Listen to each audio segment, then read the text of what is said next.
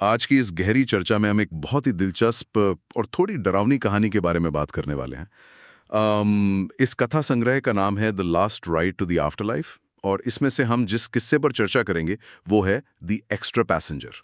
हाँ, ये कहानी सच में रोंगटे खड़े कर देने वाली है। हम्म। इसमें जो मनोवैज्ञानिक डर है और जिस तरह से नजरिया बदलता है वो बहुत ही बेहतरीन है। बिल्कुल। तो इस कहानी का मुख्य किरदार रवि है।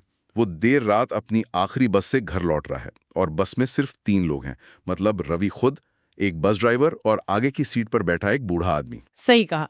और शुरुआत में सब कुछ बड़ा सामान्य लगता है, पर फिर स्थिति थोड़ी अजीब होने लगती है क्योंकि बस हर सुनसान स्टॉप पर रुक रही होती है। हाँ, दरवाजा खुलता है, कुछ सेकंड बाद बंद हो जाता है, पर अंदर कोई नहीं आता।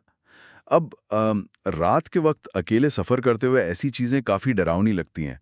मतलब दिमाग सबसे पहले यही सोचता है कि शायद ड्राइवर नींद में है ना? हाँ, या फिर लोग सोचते हैं कि शायद अपनी आदत के कारण वो बिना सोचे समझे खाली स्टॉप्स पर भी दरवाजा खोल रहा है। सही बात है।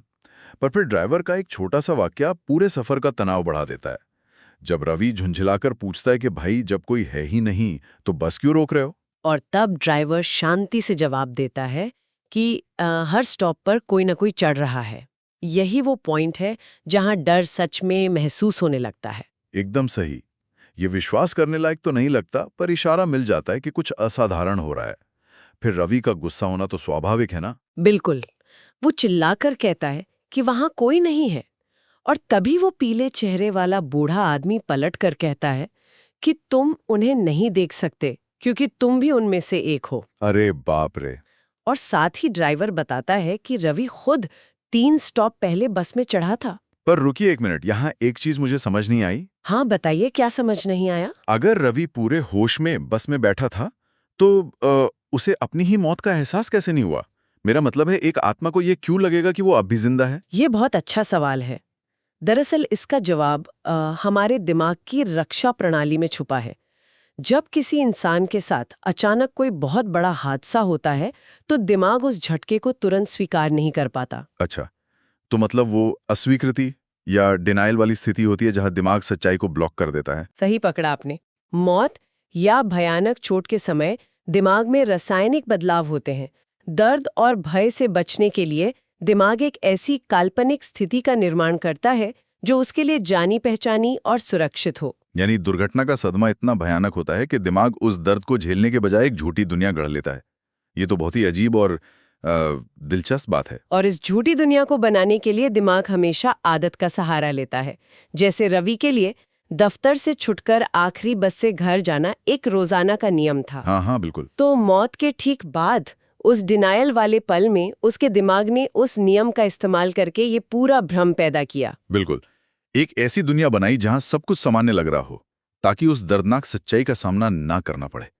और ये भ्रम तब तक जारी रहता है जब तक सच्चाई पूरी तरह से सामने ना आ जाए। और वो सच्चाई अचानक सामने आती है जब ड्राइवर रवि को खिड़की के बाहर देखने को कहता है। वो दृश्य वाकई रोंगटे खड़े करने वाला है। बाहर सड़क पर एक एम्बुलेंस खड़ी है, बत्तियां चमक रही हैं। हाँ, और एक मोटरसाइकिल बुरी तरह गिरी हुई है। और सबसे डरावनी बात, सड़क पर एक खून से लथपथ शव पड़ा है जिस पर ठीक वही जैकेट है जो रवि ने पहनी हुई है। बाप रे बाप! और फिर वो बूढ़ा आदमी मुस्कुरा कर कहता है कि आखिरी सफर में तुम्हारा स्वागत है। ये पॉइंट कहानी का पूरा नजरिया ही बदल देता है। ये दृश्य उस दिमागी अस्वीकृति का सीधा अंजाम है। यहाँ आकर वो सारा भ्रम टूट जाता है जो दिमाग ने बचाव के लिए बनाया था। मतलब शुरुआत में जो एक थका देने वाला आम सफर लग रहा था, वो दरअसल दूसरी दुनिया तक ले जाने वाला सफर था। अचानक दिखने वाला ये सच सिर्फ किरदार को नहीं बल्कि पढ़ने वाले को भी झकझोर देता है। सही कहा। इस कहानी का मुख्य उद्देश्य यही दिखाना है कि जिंदगी और मौत के बीच की लकीर कितनी पतली होती है। सच्चाई कितनी जल्दी बदल सकती है, ये सोचकर ही डर लगता है। एक पल में लगता है कि काम से घर लौट रहे हैं और अगले ही पल सब खत्म। तो इस गहरी चर्चा को खत्म करने से पहले एक विचार उठता है। हाँ, वो क्या है?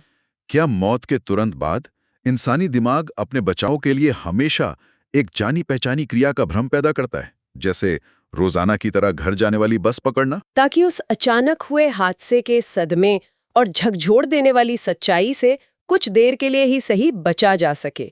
ये सच में सोचने पर मजबूर कर देता है। बिल्कुल। अगली बार किसी रात के सुनसान सफर में खिड़की के बाहर देखते हुए शायद यही ख्याल आए कि क्या ये सच में घर की तरफ एक आम सफर है या कुछ और।